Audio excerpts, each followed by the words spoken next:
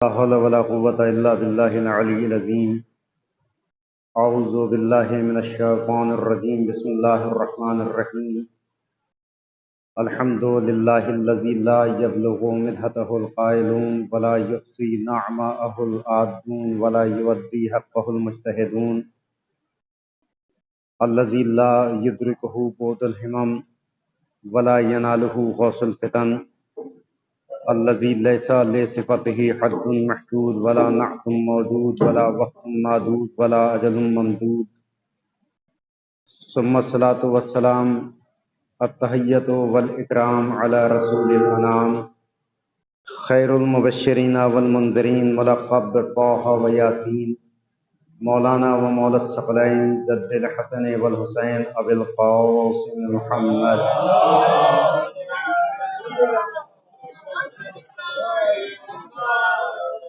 وآلہ الطیبین الطاہرین المعصومین المظلومین المنتخبین الذین اذهب اللہ عنہم الرجس وطہرہم تطہیرا.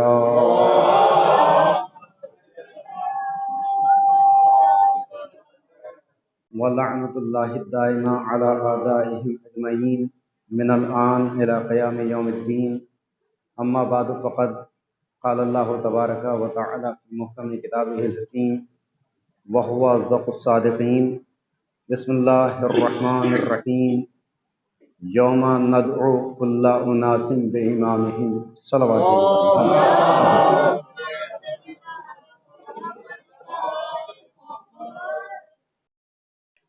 معزز سامعین اکرام، قرآن کریم کی سورہ آل عمران کی سورہ بنی اسرائیل کی 71ویں آیت مختصر ہے مگر مفاہیم کثیر ہے، اور اتنے اہم مفاہیم ہیں کہ جس کو اگر بیان کیا جائے تو ایک مجلس کیا، ایک عشرہ کیا. میں سمجھتا ہوں اس آیت پہ اگر باقاعدہ سیر حاصل گفتگو کی جائے تو 10 عشرے کم ہیں، مگر میں بہرحال اس کو بہت ہی اختصار کے ساتھ آپ کی خدمت میں عرض کرنے کی کوشش کروں گا، اس لیے کہ آج محرم کی 4 تاریخ گزر گئی، اور یہ ایام ہمارے خاص طور سے 10 دن کے ایام ہیں، 10 روزہ ایام ہیں. یہ بہترین ایام ہیں، حسین ایام ہیں کہ ہم ان آیات اور ان احادیث کے مفاہیم کو سمجھیں، شریعت کے احکام کو سمجھیں. بعض افراد کہتے ہیں کہ صاحب 10 دن ہی رہ گئے ہیں آپ کو تبلیغ کرنے کے لیے. میں کہتا ہوں سال بھر میں سب سے حسین ایام یہی ہیں، اس لیے کہ جس وقت میں امام حسین نے مدینہ چھوڑا ہے تو یہ نہیں کہا کہ میں حکومت کرنے جا رہا ہوں، یہ نہیں کہا کہ میں دنیاوی جاہ و حشم کے لیے جا رہا ہوں. کہا انی لخرجت، میں اس لیے مدینہ چھوڑ رہا ہوں، مدینہ سے جا رہا ہوں، لطلب الاصلاح فی امت جدی، تاکہ اپنی جد کی امت کی اصلاح کر سکوں. تو اگر اصلاح ان دنوں میں نہ ہوئی تو پھر کن دنوں میں؟ لہذا ایام اعضا کا آغاز ہو چکا ہے، 4 محرم آ گئی، ختم ہو گئی، شب 5 لگ گئی. ان بہترین ایام میں ہمیں کوشش یہ کرنی ہے کہ ہم اپنے اندر تبدیلی پیدا کریں، اس لیے کہ ماہ مقدس رمضان سے پہلے روایات میں ہے کہ ماہ مقدس رمضان سے پہلے انسان اپنا جائزہ لے اور ماہ مقدس رمضان کے بعد اپنا جائزہ لے. اگر ماہ مقدس رمضان کے بعد اس کے اندر کوئی تبدیلی آئی تو یقیناً وہ روزہ دار بھی ہے اور اللہ کا عبادت گزار بھی ہے. لیکن اگر ماہ رمضان کے بعد اس میں کوئی تبدیلی نہیں آئی، جیسا پہلے تھا ویسی بعد میں تھا، تو پھر اس کا مطلب یہ ہے کہ اس نے رسم ادا کی ہے، روزہ نہیں رکھا. بے عینی محرم سے پہلے ہمیں اپنا جائزہ لینا ہوگا، پھر محرم کے بعد ہمیں اپنا جائزہ لینا ہوگا. اگر ہم محرم کے بعد ویسے ہی رہے کہ جیسے محرم سے پہلے تھے تو اس کا مطلب یہ ہے کہ ہم نے عزاداری نہیں کی، وزاداری کی. اور اگر محرم کے بعد ہم میں کوئی تبدیلی آ گئی تو ہم عزادار بھی ہیں، ہم عبادت گزار بھی. محرم سے پہلے محرم کی تیاریاں ہوتی ہیں، بہت تفصیل ہے. کتنی تیاریاں ہوتی ہیں؟ سب سے بڑی تیاری کا نام ہے کالے کپڑے. آدمی کالے کپڑے بناتا، کالے کپڑے پہنتا، میں آواز دیتا ہوں کہ محرم کی تیاری کالے کپڑے بنانا، کالے کپڑے پہننا نہیں ہے، بلکہ سب سے بڑی محرم کی تیاری یہ ہے کہ انسان ان دنوں میں اپنے کالے دل کو منور کر لے. یہ ہے محرم کی تیاری. اگر محرم میں اپنے دل کو نورانی کر لیا، کالے کپڑے پہننے کا نام عزاداری نہیں ہے، کالے دل کو نورانی بنا لو، اپنے اندر تبدیلی پیدا کر لو. اور ان مجالس کو ہم نے رسومات کے شکنجے میں جکڑ لیا. یہ تمہیدی گفتگو اس لیے عرض کر رہا ہوں کہ یہاں بچے بھی بیٹھے ہوئے ہیں اور دو چار لوگ آ جائیں گے. ہم نے رسومات کے شکنجے میں جکڑ لیا، مجلس، عزاداری.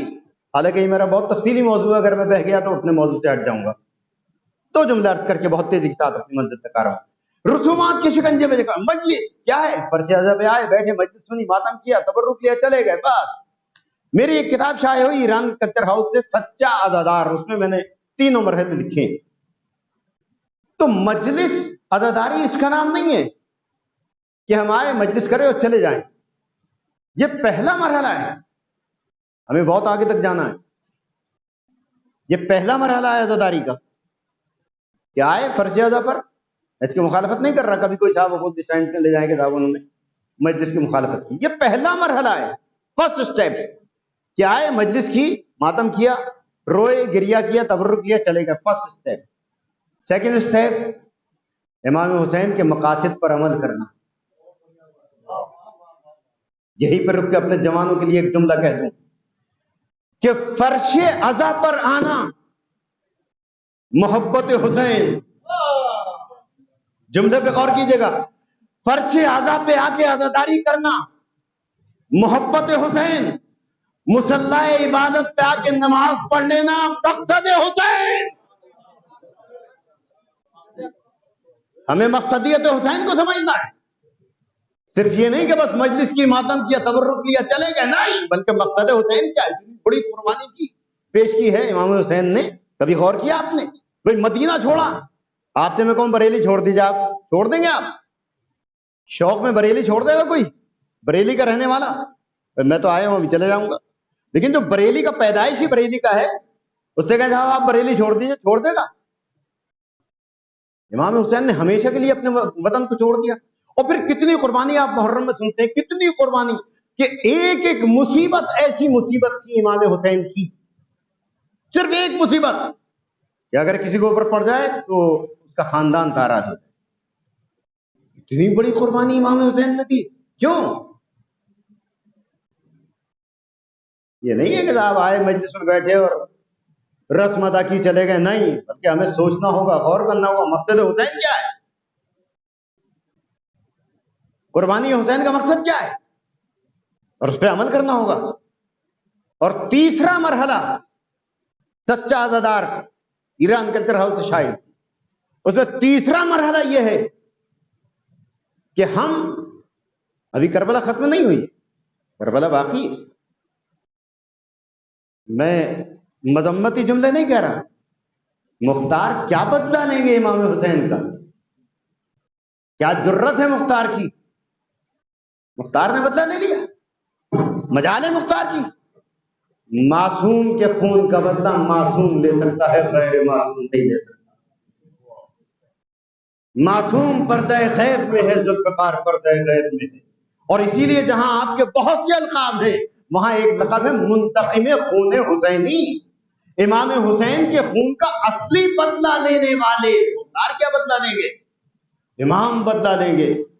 کربلا سجے گی، کربلا باقی ہے، مگر مجھ جیسے افراد امام کے ساتھ ہوں گے.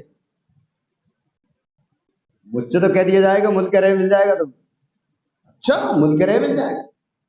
ذرا کھانے کی دانک پڑ جائے، ایک مجلس بغیر کھانے کی کر لیجیے، ایک مجلس کھانے کی کر لیجیے، پھر دیکھیے بغیر کھانے والی مجلس میں اتنی بھیڑ ہوگی عقیدت کے طور پہ. غلط تو نہیں کر رہا؟ بہرحال میرا مفہوم پہنچ گیا جو کچھ مجھے کہنا تھا. تو ہمارا کیا مزاج ہے؟ امام کو ایسے ساتھی نہیں چاہیے ذرا سے ٹکڑے پہ انہوں کا ٹھیک ملک رہے ملے گا بھاگ گئے. نہیں، امام کو وہ ساتھی درکار ہیں کہ جو اپنی تلواروں کو اپنی گردنوں پر رکھ کے آواز دے مولا حکم دیجئے اپنے ہاتھ سے اپنی گردن کاٹ لی، ایسے سپاہی امام کو درد۔ لہذا ہمیں اس محرم کو رسم نہیں بنانا، ان مجالس کو رسم نہیں بنانا، ان مجالس سے درس حاصل کرنا ہے، ان مجالس سے کسب فیض۔ آخری جملہ اور تمہید تمام، ان مجالس سے کسب فیض کرنا ہے ہمیں۔ کیسے؟ اگر رسم ادا کرنی ہے تو بالکل اسی انداز سے آئیے، فرش ادا پہ بیٹھیے، مجلس سنیے، تبرک لیجئے، ماتم کیجئے، جتنے بھی رسومات ہیں، رسومات ادا، انہیں ادا کیجئے، گھر چلے جائیے، تمام۔ لیکن اگر مقصد مجلس کو ادا کرنا ہے تو پھر روح مجلس کو سمجھنا ہوگا، مقصد حسینی کو سمجھنا ہوگا، شہادت حسینی کے مقصد کو سمجھنا ہوگا، اور یہ تہیہ کرنا ہوگا، یہ ارادہ کرنا ہوگا کہ امام حسین نے اگر اتنی بڑی قربانی پیش کی تھی تو آئیے ہم ان کے مقصد کو سمجھ کے شانہ بشانہ چلنے کی کوشش کریں، اور یہ تہیہ کر لیں کہ اب سے جب بھی ہم کسی مجلس میں جائیں گے تو روح مجلس کو حاصل اس طرح سے کریں گے کہ جب مجلس میں بیٹھیں گے تو یہ تہیہ کر کے بیٹھیں گے کہ اب جو مجلس سے اٹھیں گے تو ایک برائی کو چھوڑ کے اٹھیں گے، ایک اچھائی کو لے کے اٹھیں گے۔ اور فرمایا یہ ہے مقصد مجلس۔ اور اگر رسم ادا کرنی ہے آئیے بیٹھیے، تبرک لیجئے، ماتم کیجئے، چلے جائیں۔ اس لیے کہ اگر اس انداز سے ہم نے مجالس کو ادا کرنا شروع کیا تو پھر یقیناً ہماری مجالس میری تمہید گفتگو شاید میری ان مجالس کے لیے کافی۔ سورہ بنی اسرائیل کی 71ویں آیت واضح طور پہ اس بات کا اعلان ہو رہا ہے کہ اس دن کو یاد کرو کہ جس دن ہم تمام لوگوں کو ان کے امام کے ساتھ بلائیں۔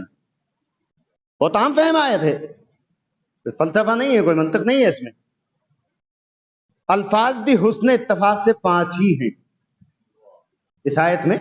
یوما ندو کل اناس بے امامہم، بہت آسان الفاظ۔ اس دن کو یاد کرو کہ جس دن ہم تمام انسانوں کو ان کے امام کے ساتھ بلائیں گے۔ بلاغت فصاحت قرآنی پہ قربان جاؤں کہ پروردگار نے ایک ایسی کتاب کو نازل کیا جو قیامت تک معجزہ بن کر شامل رہے گی، باقی رہے گی۔ کہ اللہ نے جہاں اور الفاظ کا استعمال کیا، آخر میں جو ہم کی ضمیر استعمال کی ہے، اگر وہ استعمال نہ ہوتی تو آیت میں کوئی فرق آ جاتا؟ بس سیدھی سی آیت بنتی یوما ندو کل اناس بے امام۔ اس دن کو یاد کرو کہ جس دن ہم ہر انسان کو امام کے ساتھ بلائیں گے۔ کیا فرق ہو گیا؟ کیا حرج ہو گیا؟ یہ ان کے امام کی قید کیوں لگائی؟ نہیں متوجہ ہوئے ابھی، بچے بیٹھے ہوئے اس لیے تھوڑی سی وضاحت کر دوں۔ بھئی اگر سیدھی سا آیت نازل ہوتی یوم ندو کل اناس بے امام، اس دن کو یاد کرو کہ جس دن ہم تمام انسانوں کو امام کے ساتھ بلائیں گے، واضح ہو جاتی بات۔ لیکن اللہ چونکہ عالم الغیب ہے، قیامت تک کی دوربین نگاہوں سے دیکھ رہا ہے کہ مزاج انسانی کیا ہے۔ پروردگار جانتا ہے نا مزاج انسانی کیوں، اس لیے کہ مزاج انسانی میں اور مزاج رحمانی میں زمین و آسمان کا فرق ہے۔ انسانی مزاج کچھ اور ہے، رحمانی مزاج کچھ اور ہے۔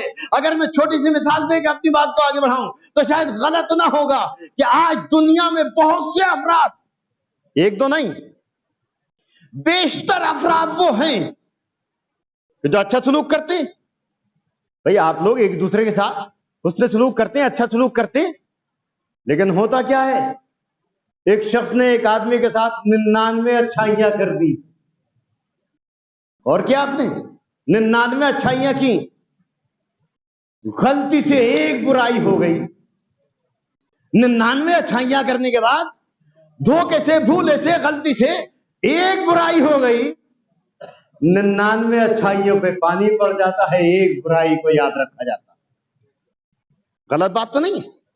99 اچھائیوں پہ پانی پڑ جائے، اسے کہتے ہیں مزاج انسانی، کہ 99 اچھائیاں کی لیکن دھوکے سے، غلطی سے، بھولے سے ایک برائی اگر ہو گئی تو 99 اچھائیوں پہ پانی پڑ جائے گا، ایک برائی کو ہمیشہ یاد رکھا جائے گا۔ اسے کہتے ہیں مزاج انسانی۔ لیکن اگر آپ کو مزاج الرحمانی معلوم کرنا ہے تو آواز دیتا میرے بندے آ، اگر 99 گناہ کر کے آئے گا اور ایک مرتبہ تہے دل سے توبہ کر لے گا، تیرے 99 گناہ معاف کر دوں گا، ایک توبہ قبول کر لوں گا۔ اسے کہتے ہیں مزاج رحمانی۔ تو وہ جانتا ہے مزاج انسانی کیا ہے۔ بھئی خالق کائنات ہے، خالق کائنات ہے، مالک کائنات ہے، رازق کائنات ہے، ایک ایک چیز کو جاننے والا ہے۔ اسے معلوم ہے کہ انسان کا مزاج کیا ہے، اس لیے اس نے ہم کی ضمیر لگائی، ورنہ کہہ سکتا تھا کہ اس دن کو یاد کرو کہ جس دن تمام انسانوں کو امام کے ساتھ بلایا جائے گا۔ اس نے کہا نہیں، ایسا نہیں۔ ایک سیاسی مثال دے دوں، حالانکہ میں سیاسی مثالیں دینے کا قائل نہیں۔ عام طور سے ہوتا کیا ہے، آج کل ایک پارٹی چل رہی برسر اقتدار، کتنی پارٹی والے اپنی پارٹی چھوڑ کر، کیوں؟ اس لیے کہ دیکھ رہے ہیں یہی پارٹی کامیاب ہے، اس والی پارٹی کا بھی وہاں کو پہنچ گیا، اس والی پارٹی کا بھی پہنچ، کل کو دوسری پارٹی آ گئی، ٹوپی بدل گئی، اب وہی پارٹی والے اس میں کو آ رہے ہیں۔ یہ ہے مزاج انسانی، چڑھتے سورج کی پوجا کرنا۔ دیکھا کہ اچھا یہ انسان کامیاب ہو رہا ہے، اسی کے پیچھے چل پڑے۔ پروردگار مزاج انسانی سے واقف تھا، اس لیے اس نے ہم کی ضمیر لگا کے قید لگا دی کہ اس دن کو یاد کرو جس دن ہم تمام انسانوں کو ان کے اماموں کے ساتھ بلائیں گے۔ ایسا نہ ہو کہ دنیا میں کسی اور امام کے ساتھ زندگی گزارو، آخرت میں کسی کامیاب امام کے پیچھے چل پڑو۔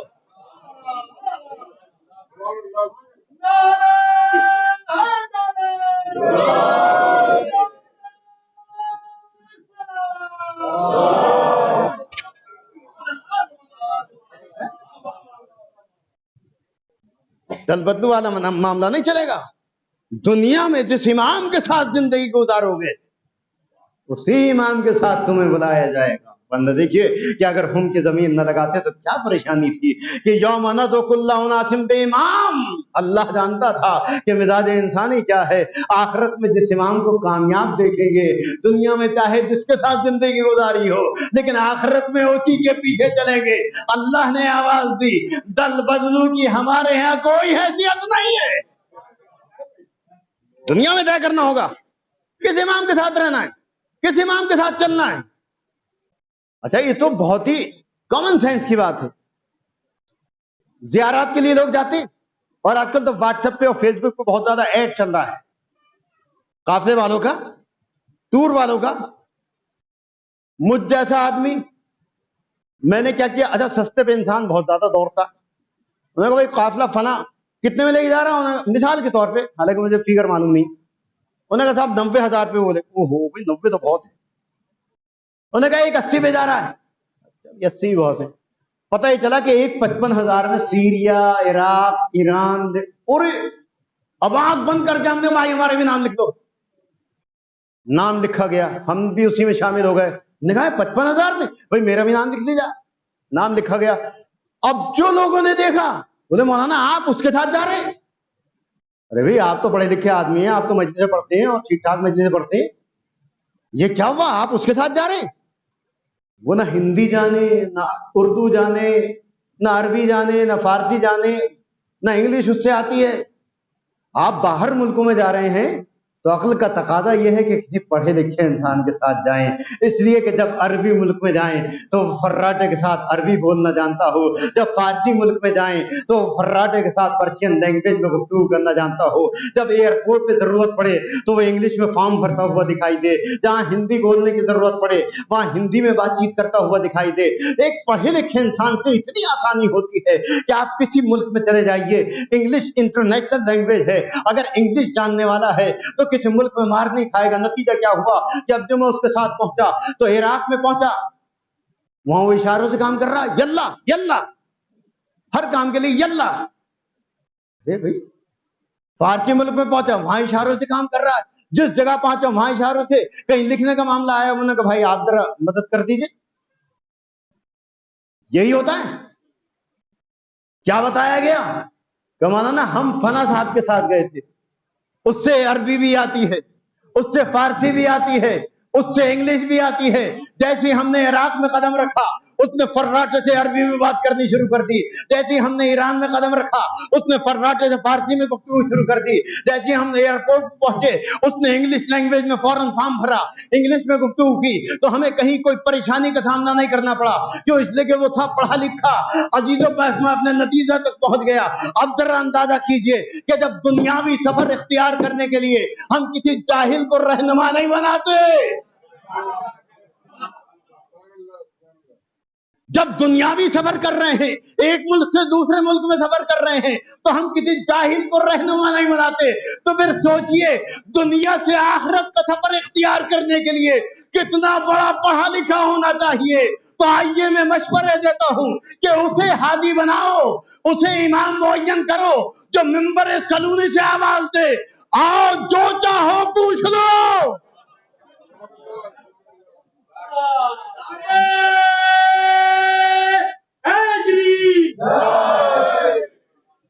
اب ایک تاریخی جملہ کہہ دوں، صرف تاریخ کا افراد کے لیے، صرف وہ محسوس ہوں گے جن کی تاریخ پر نظر ہے۔ حالانکہ میں جانتا ہوں بریلی کا سامع اور بریلی کا مجمع بڑا پہنچا ہوا مجمع ہے، اشارہ سمجھتا ہے، لیکن جو بچے بیٹھے ہوئے ہیں شاید وہ تاریخ کے جملے سے واقف نہ ہوں گے۔ صرف تاریخ کا افراد کے لیے جملے۔ ہم نے کسے رہنما بنایا؟ رہنما کسے بنانا چاہیے تھا؟ رہنما اسے بنایا جو خود اس بات کا اعتراف کرتا ہے کہ مجھ سے کہیں زیادہ شریعت کے مسائل کو عورتیں جانتی ہیں، جبکہ رہنما اسے بنانا چاہیے تھا، جملہ سنیے گا، رہنما اسے بنانا چاہیے تھا جو بلند بانگ آواز دیتا ہے کہ زمین سے کہیں زیادہ آسمان کے راستوں کو جانتا ہوں۔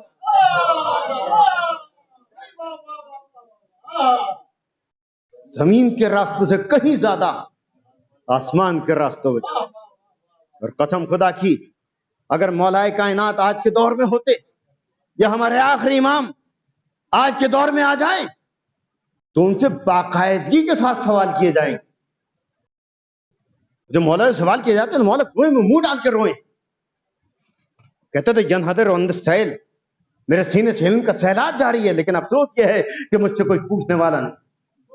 مولا سے آخر وقت میں کسی نے سوال کیا کہ مولا یہ بتائیے کہ آپ کی کوئی تمنا رہ گئی؟ کہ 2 تمنائیں باقی رہ گئی۔ وہ کون سی ہیں؟ مولا کی حدیث سنیے گا۔ مولا وہ کون سی تمنائیں باقی رہ گئی؟ تو کہ جتنا بڑا میں سخی تھا اتنا کسی نے مانگا نہیں، جتنا بڑا میں سخی تھا اتنا کسی نے مانگا نہیں، جتنا بڑا میں عالم تھا اتنا کسی نے پوچھا نہیں۔ جتنا بڑا میں سخی تھا اتنا کسی نے مانگا نہیں۔ اگر سخاوت کے اوپر میں بیان کروں تو بہ جاؤں گا اس موضوع پر۔ سنا آپ نے قمبر کا واقعہ، روٹی کا واقعہ، کہ سائل نے ایک روٹی کا سوال کیا، قمبر روٹی دے دو، تو مولا روٹی تو دسترخوان میں، تو دسترخوان سمیت دے دو، مطلب دسترخوان اونٹ پہ، اونٹ سمیت دے دو، مولا اونٹ تو قطار میں ہے، کہ قطار سمیت دے دو۔ قمبر مہار چھوڑ کے جلدی سے ہٹ گئے۔ کہ قمبر قصہ کیا ہے؟ کہ میں ڈر گیا کہ آج دریائے سخاوت جوش میں ہے، اگر میں کہہ دوں کہ اونٹوں کی مہار قمبر کے ہاتھ میں ہے تو کوئی مولا یہ نہ کہہ دیں قمبر سمیت دے دو۔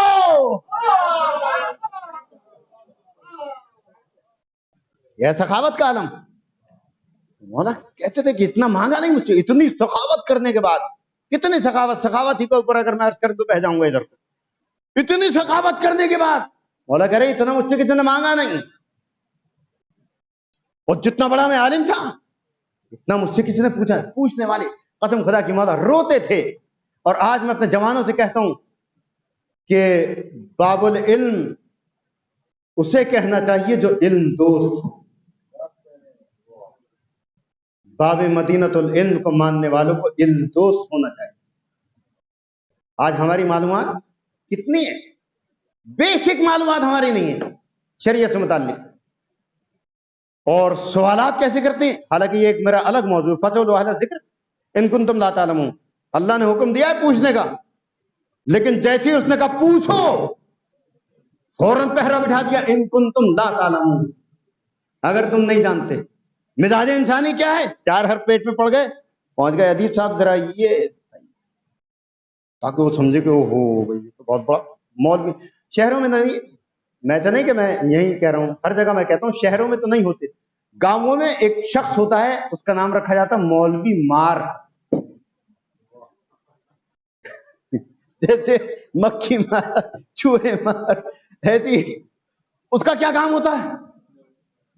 وہ 4 سے سوال اس کو یاد ہوتے، جیسی کوئی مولوی آیا، اچھا اس کے مرید ہوتے ہیں، 4 اس کے مرید ہیں، وہ جی مول صاحب آئے فلاں، اچھا چلو، وہ 4 لوگ اس کے ساتھ، حالانکہ یہ میرا موضوع نہیں، میں اس میں بہرحال پہنچ جاؤں گا، بات کہاں سے کہاں پہنچ جائے گی، دامن میں گنجائش نہیں، انشاءاللہ بیچ میں کبھی ذکر آئے گا تو یہ سناؤں گا۔ میں بہت کوشش کرتا ہوں کہ اپنے موضوع پہ چلوں، لیکن باتیں ایسی آ جاتی ہیں تو پھر یہ ہوتا کہ چلو اس کو بیان کرتا چلوں، چلیے بات آ گئی تو عرض کر دوں۔ اب وہ پہنچے، انہوں نے کہا جی مول صاحب میرے ساتھ ہو تو بہت ہوتا، ابھی بالکل پچھلے ہفتے ایک صاحب مجھ سے بولے کہ مولانا یہ بتائیے کہ جناب آدم سے پہلے کوئی تھا؟ میں نے کہا نہیں۔ بولے جناب حوا سے پہلے کوئی تھا؟ میں نے کہا نہیں۔ اب دیکھیے کہاں سے کہاں بات ہوتی ہے۔ بولے کوئی نہیں تھا؟ میں نے کہا نہیں۔ بولے پھر ان کا نکاح کس نے پڑھا؟ یہ دیکھیے، تو ان سے پہلے کوئی نہیں تھا تو ان کا نکاح کس نے پڑھا؟ جو غصہ آ گیا، میں نے کہا یہ بتاؤ وضو کو توڑنے والی چیزیں کتنی ہیں؟ فیگر کون کون سی ہیں؟ نہیں فیگر، وضو کتنی چیزوں سے ٹوٹ جاتا ہے؟ فیگر مزہ یہ تو پتہ نہیں۔ جناب آدم اور جناب حوا کا نکاح کس نے پڑھا تھا؟ ذہن یہ تو کام کر رہا ہے، اور نمازی ہے وہ، میرے پیچھے نماز پڑھتا ہے، روزانہ نماز میں آتا ہے، وضو کتنی چیزوں سے ٹوٹ جاتا ہے، نماز کو توڑنے والی۔ ایک صاحب سے میں نے پوچھا، آپ کو یقین نہیں آئے گا، حیرت ہوتی مجھے، افسوس ہوتا ہے کبھی کبھی کہ بیسک، میں نے کہا یہ بتائیے نماز میں کتنی چیزیں واجب ہیں؟ واجبات نماز کتنے ہیں؟ نماز میں کتنی چیزیں واجب ہیں؟ بولیے مول صاحب نماز تو پوری واجب ہے۔ یہ پوزیشن مولا کے سامنے ایسے، مجھ جیسے آدمی کے سامنے، میں بھی پنجاب کے گاؤں میں تھا، یہی موضوع اگر میں اختیار کر لوں تو بہت زیادہ کیا بتاؤں میں آپ۔ پنجاب کے گاؤں میں تھا تو ایک معمولی سا کسان میرے پاس ہوائی چپل پہنے میں آیا، اجی مول صاحب جی ایک بات تو بتاؤ جی۔ میں نے کہا جی بتائیے۔ بولے جی جیسے میں جہاز میں بیٹھا، مجھے غصہ آیا، ظاہر سی بات ہے کہ میں نے کہا ہوائی چپل پہننے والا ہوائی جہاز کی بات کر رہا ہے، میں نے کہا یہاں نماز پڑھتے ہو کبھی؟ بولے فرصت ہی نہیں ملتی، کبھی کبھی موقع ملتا تو پڑھ لیتا ہوں، زمین پہ رہ کے تو نماز یاد نہیں آتی، آسمان کی فکر کر رہا ہے۔ خیر میں نے اسے جواب دیا، اسے بھی جواب دیا، اسے بھی مطمئن کیا کہ جناب آدم اور جناب حوا کا نکاح کس نے پڑھا؟ ام کنت من العالین کر کے میں نے قرآن سے اس کو سمجھایا کہ ان سے پہلے بھی کچھ بزرگ شخصیتیں تھی۔ نبی نے فرمایا کہ کنت نبیًا و آدم بین الماء والطین، مولا علی نے فوراً فرمایا کہ کنت وسیعًا و آدم بین الماء والطین، آدم آب و گل کے درمیان تھے جب میں وسیع تھا۔ اللہ نے شیطان سے، حالانکہ موضوع بالکل ہٹ رہا ہے، اللہ نے ابلیس سے معلوم کیا، ماں منع کا اللہ تسجد، تو سجدہ کرنے سے کس نے منع کیا؟ جس کو میں نے اپنے ہاتھوں سے منایا، لما خلقت یدیا۔ اس کے بعد کہا کنت من العالین، کیا تو بھی ان بزرگوں میں ہو گیا جن پہ آدم کو سجدہ کرنا واجب نہیں تھا؟ اس کا مطلب یہ ہے کہ آدم سے پہلے کچھ بزرگ ہستیاں تھیں۔ تو بہرحال یہ میرا ایک موضوع نہیں ہے، لیکن میں اپنی اس بات کو سمیٹ کے بہت تیزی کے ساتھ اپنی بات کو آگے بڑھاؤں گا کہ اس طرح کے افراد۔ ایک اور سوال، میں یہ سوالات اس لیے نہیں بتا رہا کہ شہروں میں بھی کوئی مولوی مار پیدا ہو جائے، گاؤں میں ہوتے ہیں۔ ایک صاحب بڑے تمتراک سے آئے کہ مولانا یہ بتائیے کہ قرآن میں وہ کون سی آیت ہے جس میں اونٹ سے پہلے بھی اللہ، اونٹ کے بعد بھی اللہ؟ میں سمجھ گیا، میں نے ان کا امتحان لینے کے لیے میں نے کہا نہیں کوئی آیت نہیں ایسی۔ پھر تو سینہ چوڑا ہو گیا، اس کا مطلب مولوی کو پتا نہیں ہے، مجھے پتا ہے مولوی کو نہیں پتا۔ تو میں نے کہا ایسی کوئی آیت نہیں جس میں اونٹ سے پہلے بھی اللہ ہو، اونٹ کے بعد بھی اللہ ہو۔ بولے جی، میں نے کہا ایسی کوئی آیت نہیں ہے جس میں اونٹ سے پہلے بھی اللہ ہو، اونٹ کے بعد بھی اللہ ہو۔ بولے ہے، میں نے وہیں پکڑ لیا انہیں، میں نے کہا ہے تو پوچھ کیوں رہا ہے؟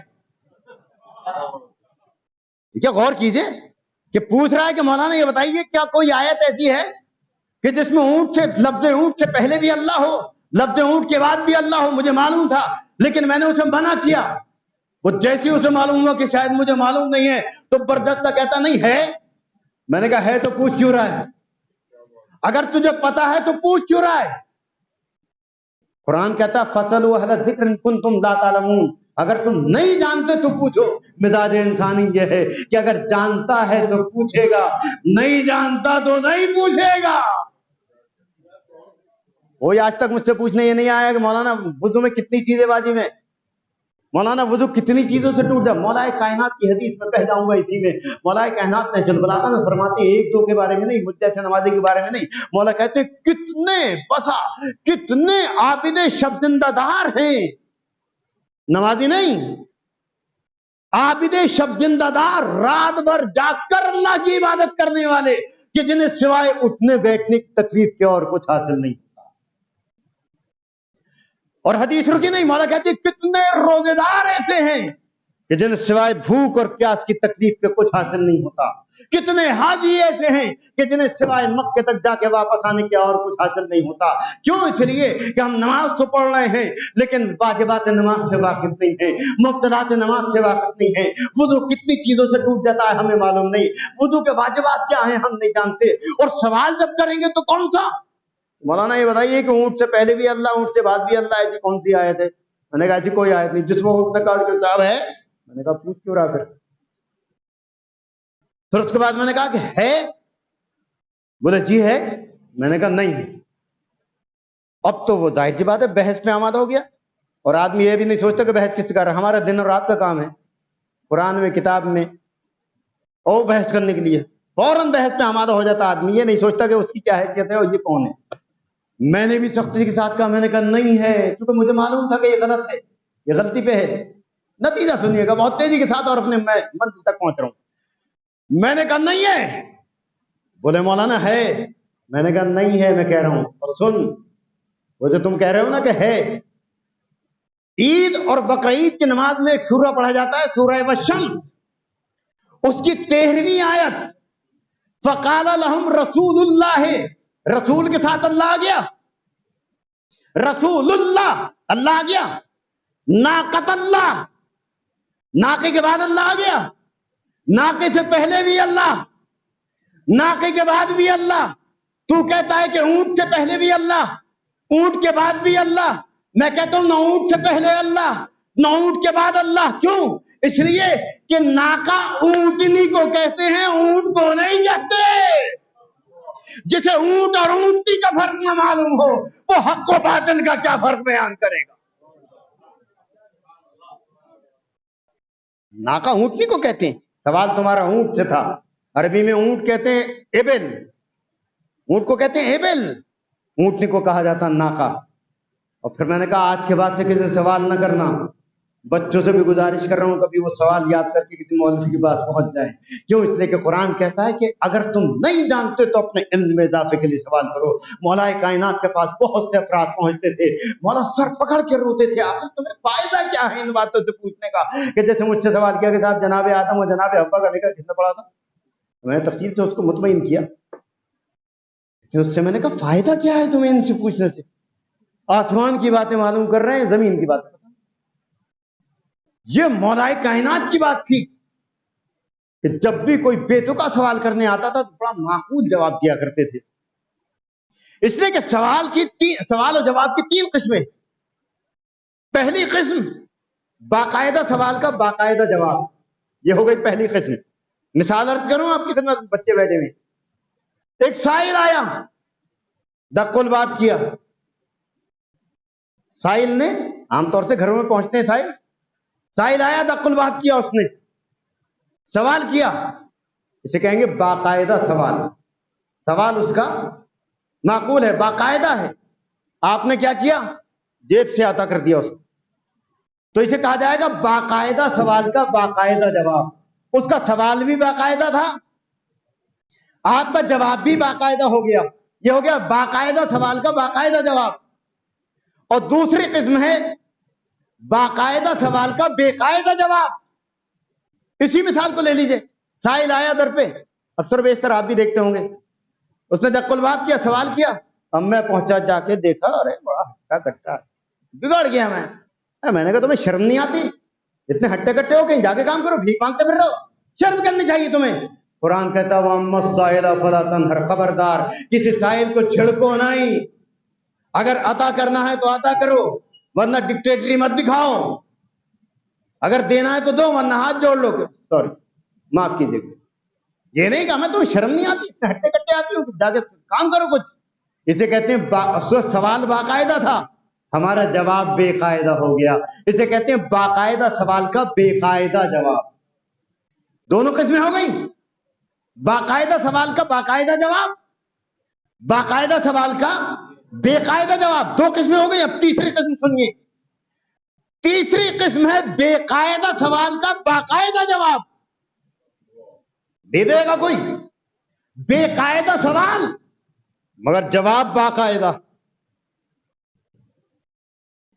دیکھیے باقاعدہ سوال کا بے قاعدہ جواب تو ہو گیا، لیکن جہاں بے قاعدہ سوال ہو اور جواب باقاعدہ ہو تو پھر کہنے دیجئے کہ باقاعدہ سوال کا بے قاعدہ جواب دینا کائنات کا کام اور بے قاعدہ سوالوں کا باقاعدہ جواب دینا مولا کائنات کا کام.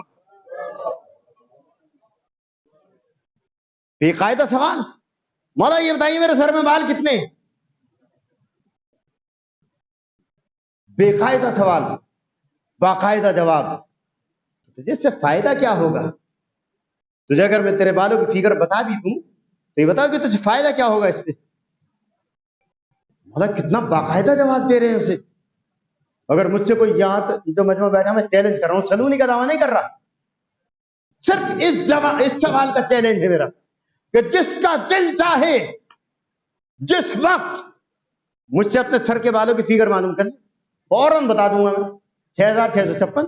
جا سر مڈا بال گنتا پھر مسٹیک ہو جائے تو پھر سے گنتا پھر زندگی اسی میں گزر جائے گی. کیا پریشانی؟ کتنا مشکل سوال ہے، بہت آسان. لیکن مولائے کائنات یہ بتا تجھے فائدہ کیا ہوگا اس سے؟ مولا میں چاہتا ہوں میرے بالوں کی فگر مجھے معلوم ہونی چاہیے. دیکھیے کتنا بے قاعدہ سوال تھا اور کتنا باقاعدہ جواب مولا دے رہے ہیں. جب وہ نہیں مانا تو مولا نے اسے باقاعدہ جواب دیا کہ اچھا یہ بتا کہ اگر میں تجھے تیرے بالوں کی فگر بتا بھی دوں تو تصدیق کس سے کرائے گا؟ کہ میں نے صحیح کہا یا غلط؟ مطمئن کس سے کرائے، کس سے ہوگا، کس سے پوچھے گا کہ مولانا صحیح فگر بتائیے یا غلط؟ کہا جاتا بے قاعدہ سوال کا باقاعدہ. اس لیے کائنات میں ایک امام کا ہونا ضروری. پروردگار اس لیے آواز دے رہا ہے کہ اس دن کو یاد کرو کہ جس دن تمام انسانوں کو ان کے امام کے ساتھ بلایا ہے. ان کے امام کی قید اس لیے لگائی کہ تاکہ کوئی ایسا نہ ہو کہ جو دنیا میں کسی اور امام کے ساتھ زندگی گزارے آخرت میں کسی اور امام کا ساتھ اختیار کر لے. لہذا دنیا میں اسی امام کے ساتھ زندگی گزارنی ہوگی کہ جس کے ساتھ آخرت میں محشور ہونا ہوگا. اسی لیے پروردگار نے آواز دی کہ دنیا میں ایسے امام کا اختیار کرو، ایسے امام کا انتخاب کرو کہ جو دنیا میں بھی کامیابی کی ضمانت بنے، آخرت میں بھی کامیابی کی ضمانت.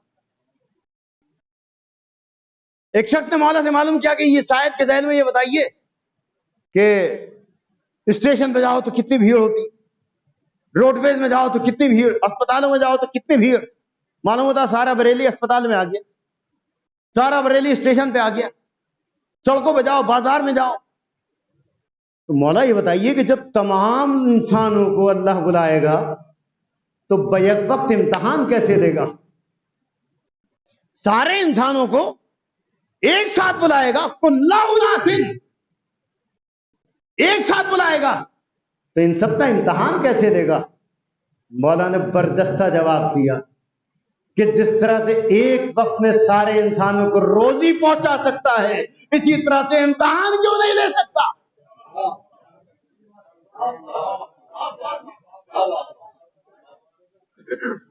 اور امتحان صرف لوگوں کا لینا ہے، انسانوں کا. روزی تو جانوروں کو بھی پہنچاتا ہے، روزی تو جانوروں تک بھی پہنچتی. بیک وقت کوئی جانور ایسا نہیں، کوئی انسان ایسا نہیں کہ جس کو روزی نہ پہنچ. یہ اور بات ہے کہ روزی کا وکیل کسی اور کو معین کرتا. مولا کائنات متعدد کتابوں میں حدیث کہ میں روزی کی تقسیم کرنے والا. مسجد کوفہ سے باہر نکلے, اشارہ, ایک شخص پہنچ گیا کہ مولا کیا کر رہے ہیں؟ کہ روزی تقسیم کر رہا ہوں. روزی صبح کی نماز کے بعد تقسیم ہوا کرتی ہے. ایک جملہ ہے ان افراد کے لیے جو 9 بجے اٹھتے ہیں کہ صبح کے وقت میں روزی تقسیم ہوتی. اب اس نے دیکھا, دیکھنے کے بعد کہا کہ یوں کر دیا, اور ان کو روزی تقسیم, ان کو. اگلے دن پھر دیکھا, مولا کیا فرما رہے ہیں؟ کہ روزی تقسیم. کا کس کو؟ کا انسانوں کو, چرند کو, پرند کو, کا سب کو. کہاں اس نے حرکت کیا کی کہ ایک ڈبیا میں چھوٹی سی چیوٹی اس نے جیب میں بند کر کے, ڈبے میں بند کر کے جیب میں رکھا اور آ گیا. آنے کے بعد کہا کہ مولا کیا فرمایا آپ نے؟ کہ روزی تقسیم انسانوں کو, چرند کو, پرند کو, سب کا سب کو عطا کر دی. کہاں سب کو عطا کر دی؟ کا سب کو عطا کر دی. کہاں سب کو عطا کر دی؟ پھر اس نے جب تیسری بار کہا کہ مولا سب کو عطا کر دی, مولا نے کہا سب کو عطا کر دی, حتیٰ کہ تو جس چیمٹی کو ڈبیا میں بند کر کے جیب میں رکھ کے لایا ہے اس کو بھی روزی پہنچ گئی. اب جو اس نے جیب میں ہاتھ ڈال کے ڈبیا کو نکال کے دیکھا, اس چیمٹی کے منہ میں چھوٹا سا پتھر تھا, اس کو بھی روزی تقسیم. تو امام وقت, امام کائنات, لوگوں کے انسان, چونکہ اللہ نے امام بنایا. مسئلہ سب سے بڑا یہ ہے, یہ منصوص من اللہ ہیں, آیات قرآنی کے ذیل میں ہیں. تو پھر غور کرنا ہوگا کہ جب یہ اللہ نے ان کو امام بنایا ہے تو ایک ساتھ امتحان سب کا ہوگا.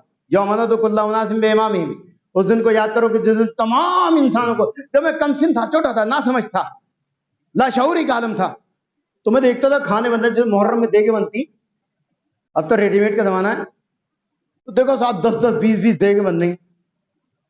وہ ذہن میں سوال یہ آتا تھا کہ یہ کیسے چیک کرتے ہیں کہ بن گئی نہیں بنی؟ چکھتے ہیں, کھاتے ہیں. یہ بچپن کی بات بتا رہا ہوں. کبھی آپ کہیں گے صاحب اتنی بڑی مجلس پڑتی ہو, یہ بات سمجھ نہیں آئی. میں سوچتا تھا کہ پوری دیگ کھا کے اندازہ ہوتا ہوگا کہ ہاں صاحب بن گئی. ظاہر سی بات ہے کہ پوری دیگ, اور ایک انسان پوری دیگ کھا نہیں سکتا, جائے کہ 10 دیگیں 20 دیگیں, پھر کیسے اندازہ کرتے ہیں کہ بن گئی؟ بڑا پریشان رہتا تھا میں. ایک روز میں نے کسی سے معلوم کیا, میں نے کہا یہ کیسے چیک کرتے ہیں؟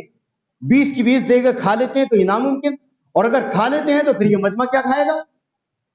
انہوں نے بتایا کہ بیٹا تم ناسمجھ ہو, تمہیں پتہ نہیں ہے. ایک مثال بھی مشہور ہے, دیگ کا ایک دانہ دیکھا جاتا ہے, پوری دیگ کا اندازہ ہو جاتا ہے. پروردگار نے آواز اسی لیے دی ہے کہ اس دن کو یاد کرو کہ جس دن تمام لوگوں کے ان کے امام کے ساتھ بلایا جائے گا. یہ تمام لوگوں کا امتحان نہیں لے گا, بلکہ صرف دیکھے گا کون کس امام کے ساتھ ہے. جس امام کے ساتھ ہے اسی سے محسوس کیا جائے گا.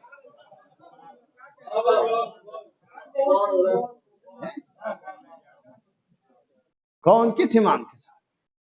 جس امام کے ساتھ ہے اس سے اندازہ ہوگا اچھا کسی کامیاب امام کے ساتھ. رسول اسلام پہلے ہی آواز دے چکے, یا علی انتا و شیعتک ہم الفائزون, علی تم اور تمہارے شیعہ ہی کامیاب. لہذا پروردگار نے پہرا بٹھا دیا ہم کے ذریعے کہ ایسا نہ ہو کہ دنیا میں کسی بھی امام کے ساتھ زندگی گزار لو اور آخرت میں اس کے ساتھ زندگی گزارو, اس کے پیچھے چل پڑو جسے کامیاب. لہذا دنیا میں یہ سارے کے سارے احکام اس وقت میں قابل قبول ہوں گے. نماز کم نہیں پڑھی جا رہی, روزہ کم نہیں رکھا جا رہا, حج کم نہیں ہو رہا, لیکن کیا نماز نماز ہے؟ کیا روزہ روزہ ہے؟ کیا حج حج ہے؟ نہیں عزیز. اگر امام کے ساتھ ہے تو نماز بھی نماز ہے, روزہ بھی روزہ ہے. اور اگر امام کے بغیر ہے تو نہ نماز نماز ہے, نہ روزہ روزہ. واضح مثال کربلا ہے. آج چوتھی محرم گزر گئی, عام طور سے جناب حر کے مصائب پڑھے جاتے ہیں. حر کس شخصیت کا نام کہ شب عاشور تک یزید کی طرف ہے, صبح عاشور امام حسین کی طرف آ جاتا ہے. یہ بتائیے کہ کیا کوئی اتنے بڑے مجمع میں حر کو اس وقت میں حر علیہ السلام کہہ سکتا ہے کہ جب تک وہ شب عاشور تک یزید کی طرف تھا؟ لیکن جیسے ہی امام کے قدموں میں سر رکھا تو حر علیہ السلام بن. کیوں؟ کیا ادھر یہودی تھے؟ کیا اس طرف عیسائی تھے؟ क्या उस तरफ काफिर थे? कौन लोग थे उधर? यहूदी थे, ईसाई थे, काफिर थे? नमाजें उधर भी थी, नमाजें इधर भी थी, रोजे उधर भी थे, रोजे इधर भी थे। हत्ता कि सहाबी रसूल उधर भी थे, सहाबी रसूल इधर भी थे, हाजी उधर भी थे, हाजी इधर भी थे। शब आशूर तक हुर उस तरफ था, कोई जन्नती कह सकता है हुर को? लेकिन सुबह आशूर जब हुर हुसैन के कदमों में सर झुकाने के लिए आया, तो अब हर इंसान हुर को जन्नती कहने लगा।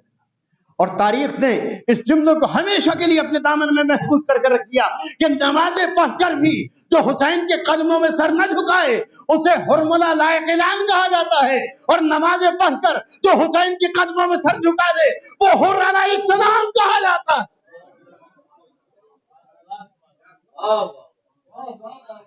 मालूम यह हुआ कि बगैर इमाम के अगर नमाजें पढ़ी जाएं, बगैर इमाम के अगर रोजे रखे जाएं, बगैर इमाम के अगर हज किए जाएं, तो न नमाज नमाज है, न रोजा रोजा है। वाज़ेह तौर पे परवरदिगार ने कह दिया कि उस दिन को याद करो जिस दिन तमाम लोगों को उनके इमाम के साथ बुलाया। लिहाजा इस दुनिया में जिंदगी गुजारनी है तो इस इमाम के साथ जिंदगी गुजारनी है कि जिसके साथ रहना दुनिया में भी कामयाबी हो और आखिरत में भी कामयाबी की दलील बन जाए। बस ये वही मंजिल है कि अगर करबला से भी सबक हासिल करना हो तो करबला में देखिए कि दोनों तरफ नमाजी थे, दोनों तरफ रोजेदार थे, दोनों तरफ हाजी थे, दोनों तरफ सहाबी थे, लेकिन हुसैन जिस तरफ थे हर शख्स जानता है कि जन्नत उस तरफ है। पूरी रात गुजर गई हुर को टहलते हुए। पूछने वाले ने पूछा आखिर तू इतना सूरमा होने के बाद परेशान क्यों है? वहां 3 दिन के भूखे प्यासे हैं, वहां 71 नफूस हैं, आखिर तो इतना परेशान क्यों है? कहा मैं जन्नत और जहन्नम के दरमियान अपने को महसूस कर रहा हूं। नमाजें पढ़ने के बाद, रोजे रखने के बाद, हज करने के बाद जन्नत और जहन्नम के दरमियान महसूस कर रहा हूं। क्यों? इसलिए कि हुर जानता था कि यहाँ नमाजें भी हैं, यहाँ रोजे भी हैं, यहाँ हज भी हैं, यहाँ सहाबी भी हैं, सब कुछ है, लेकिन जहन्नम है। उधर नमाज है, उधर रोजा है, उधर हज है, उधर सहाबियत है, मगर जन्नत के साथ है। लिहाजा जन्नत और जहन्नम के दरमियान रात भर टहल के उसने वक्त गुजारा, रात गुजार दी। जब सुबह नमूदार हुई तो अपने बेटे से कहा कि मैं हुसैन के कदमों में सर झुकाने जा रहा हूं। कहा बाबा आप तन्हा जाएंगे, मैं भी आपके साथ चलने को तैयार। कहा ठीक है चलो गुलाम, मैं तुझे आजाद करता हूं। गुलाम ने कहा आका जब तक जहन्नम की तरफ रहे मुझे अपने साथ रखा। गुलाम को भी इस बात का शऊर है कि जब तक जहन्नम की सिमत रहे मुझे अपने साथ रखा, जब जन्नत की तरफ जा रहे हैं तो मुझे छोड़ के जा रहे हैं। कहा अच्छा तुम भी चलो। अब ये मुख्तसर सा काफिला इमाम हुसैन की खिदमत में चला। किस अंदाज से कि इमाम को जानते थे कि इमाम करीम इब्ने करीम हैं, उसके बावजूद बेटे से कहा बेटा ये जो सदाए अदत अच्छा रही है इसका मुजरिम है। ये जो बच्चों की हाय प्यास की आवाजें आ रही इसका सबब मैं हूं। लिहाजा मैं आका की खिदमत में ऐसे नहीं जाऊंगा, बल्कि मैं चाहता हूं कि मैं आका की खिदमत में ऐसे जाऊं जैसे कोई मुजरिम के, जैसे कोई गुनाहगार, जैसे कोई खताकार अपने आका की खिदमत में जाता है। कहा बाबा फिर क्या चाहते हैं? कहा एक कपड़े से मेरे हाथों को बांध दे, एक कपड़ा मेरी आंखों पे बांध दे, इसलिए कि मैं नहीं चाहता कि इमाम से निगाहें मिलाऊं। मैं कैसे निगाहें मिलाऊं? इसलिए कि करबला लाने का सबब मैं हूं, इस हाय प्यास के बच्चों की सदाओं का सबब मैं हूं। लिहाजा बेटे ने कपड़ा हाथों पे बांधा, आंखों पे कपड़ा बांधा, और अपने मुख्तसर से काफिले को लेके चला। बस जैसे ही कुछ दूर आगे चला था कि बेटे ने आवाज दी अल्लाह अकबर।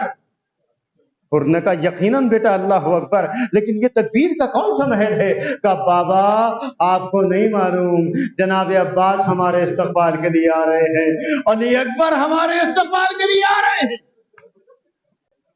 जज़ाकल्लाह, आपकी आवाज़ें गिरिया बुलंद हो गई। खुदावंद करीम इन आवाज़ों पर रहमत नाज़िल करे। जरा जुमला सुनिए कि जनाब हुर ने सुना इस जुमले को, कहा अच्छा दिल में पशेमान हुए, अब्बास मेरे इस्तकबाल के लिए आ रहे हैं, अली अकबर मेरे इस्तकबाल के लिए आ रहे हैं। اور آگے بڑھے. پھر بیٹے نے کہا اللہ اکبر. کہا بیٹا یہ تکبیر کا کون سا محل ہے؟ کہا آقا حسین ہمارے استغفار کے لیے آ رہے ہیں. سر کو پیٹنا شروع کر دیا، آنکھوں سے اشک جاری ہو گئے.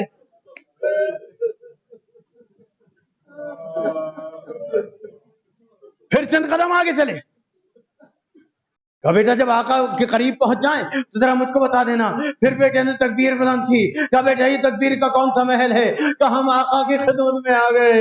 حر نے اپنے سر کو آقا کے قدموں میں رکھ کے ایک جملہ کہا، مولا کیا اس گناہگار کی خطا معاف ہو سکتی ہے؟ مولا کیا اس گناہگار کی خطا معاف ہو سکتی ہے؟ اس کریم ابن کریم نے آواز دی، اے حورا میں تجھے سینے سے لگا لوں.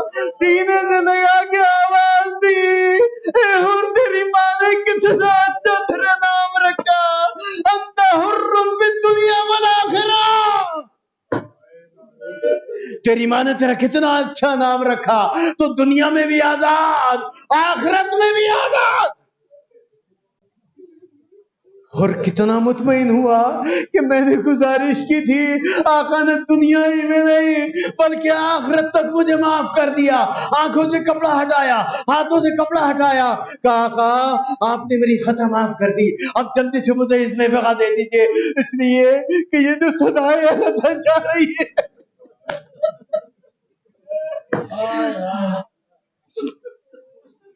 آقا یہ جو بچوں کی صدائیں التا جا رہی ہے، اس کا مجرم میں ہوں. میں اپنے کانوں سے زیادہ دیر صدائیں التا نہیں سن سکتا، جلدی سے مجھے اذن بغا دیجئے. بیٹا آگے بڑھ گیا. بابا کیسے ممکن ہے کہ جوان بیٹی کی موجودگی میں باپ چلا جائے؟ غلام آگے بڑھا، نتیجہ یہ ہوا کہ غلام کو اجازت ملی، میدان کارزار میں پہنچا، قتل ہو گیا. اب بیٹا آگے بڑھا کہ بابا مجھے اجازت دلوا دیجئے. جوان بیٹے کو اجازت دلوائی، بیٹا میدان کارزار میں پہنچا. یہ اور بات ہے کہ 3 دن کا بھوکا پیاسا نہیں ہے، لیکن عزیزو تنہا تھا. فوج اشقیہ نے چاروں طرف سے گھیر لیا. جب دین سے زمین پہ آیا، آواز دی بابا میری مدد کو آئیے. حر نے جوان بیٹی کی آواز کو سنا، تڑپ گیا، جلدی سے کھڑا ہوا، تیزی کے ساتھ میدان کارزار کی طرف چلنا چاہا. تبھی کسی نے دست شفقت رکھی، آواز دی، اے حر تو ضعیف ہو چکا، جوان بیٹی کی لاشوں کو دیکھا نہ جائے گا. حر تو یہی رک، میں جاتا ہوں. شفیق آقا پہنچے، جوان بیٹے کے لاشے پر پہنچ گئے. حر کو روک دیا. میں آواز دوں گا مولا. ارے حر کتنا خوش قسمت تھا کہ شفیق امام نے روک دیا. اس کے بیٹے کے لاشے میں پہنچ گئے، مگر ہائے جب اکبر خاک و خون میں یہ رگڑتا ہوگا، یہ ضعیف باپ سینے کے قریب ٹنگے بیٹھے گا، کوئی یہ کہنے والا نہ ہوگا اے آقا آپ ضعیف ہے، یہ جوان کا لاشا.